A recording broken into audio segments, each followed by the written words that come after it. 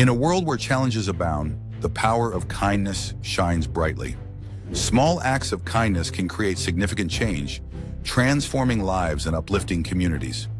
Consider the story of Nia, the generous giraffe, who shared her food during a time of drought. When animals in the savannah faced hunger, she noticed their struggle and chose to help.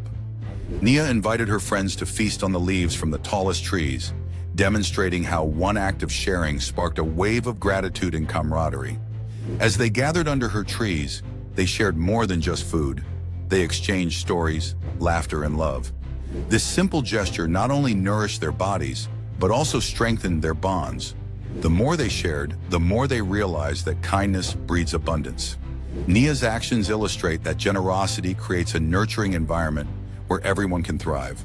Her legacy reminds us that, in times of hardship, a single act of kindness can ripple through a community, inspiring others to give and share.